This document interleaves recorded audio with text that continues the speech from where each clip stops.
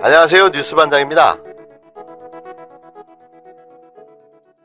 패스트트랙 전국 당시 고발당한 자유한국당 의원 10명 중 2명이 당선 무효형에 해당하는 벌금 500만원형을 검찰로부터 구형받은 것으로 확인됐습니다. 검찰의 기소 명단에 포함된 의원은 한 매체와의 통화에서 약식 기소된 의원 중 2명이 500만원 벌금형을 구형받았다며 나머지 7명은 벌금 100만원, 200만원, 300만원을 각각 선고받았다고 밝혔는데요. 이와 관련해 서울 남부지방검찰청은 지난 2일 황교안 당대표와 나경원 당시 원내대표 등 14명과 보좌진 2명을 불구속 기소하고 한국당 의원 10명과 보좌진 1명은 약식 명령을 청구했습니다. 검찰은 약식 기소 이유에 대해 유형력 행사의 정도가 중하지 아니하고 스크럼에 가담하여 회의 방해 범행에 관여한 경우 약식 명령을 청구한다고 설명했는데요. 검찰이 적용한 혐의는 특수공무집행방해, 공용서류 은닉, 국회법 위반, 국회회의장 소동 등입니다.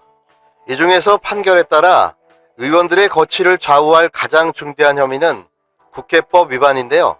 이른바 국회 선진화법 규정인 국회법 제166조에는 국회 회의를 방해할 목적으로 폭력 행위를 한 사람을 5년 이하의 징역 또는 1천만 원 이하의 벌금에 처하도록 하고 있습니다.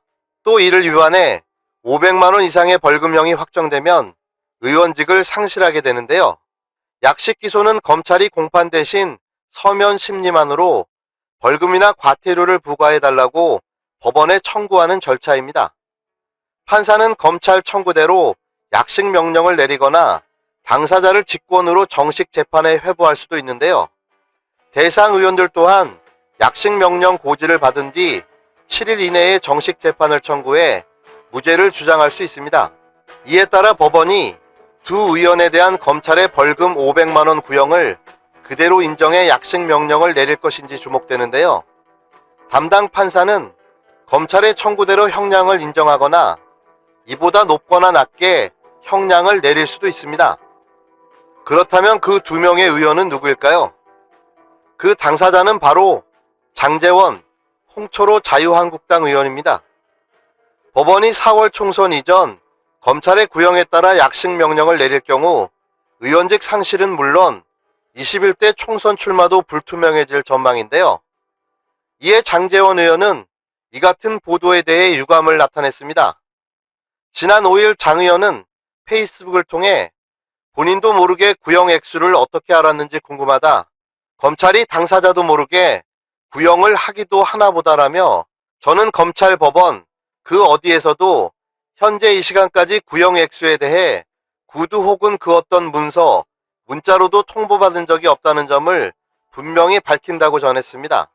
장 의원은 또 해당 보도가 사실이 아닐 경우 언론사가 법적 책임을 져야 한다며 보도가 사실이라고 하더라도 저는 당의 방침에 따라 검찰에 직접 출석하지 못해 방어권 행사도 하지 못한 상황에서 받은 구형이기 때문에 정식 재판 청구를 통해 법원에서 검찰의 공소 사실에 대해 충분히 소명하는 절차를 밟으면 되는 것이라고 주장했는데요.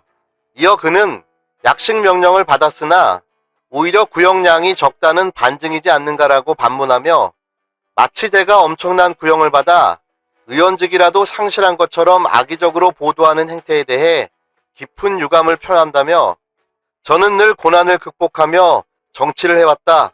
역경의 열매는 성장이라는 신조를 가슴에 새긴다고 밝혔습니다. 3초 사건이란 검찰 은어 전해드린 적 있죠? 기소 여부를 결정하지 못한 채 3개월을 초과한 사건이란 뜻인데 한국당 장제원 의원의 아들 장용준 씨의 음주운전, 또 운전자 바꿔치기가 이 3초 사건이 됐습니다. 피의자가 혐의를 다 인정했다고 하는데도 검찰은 왜 결론을 내지 못하고 있을까요?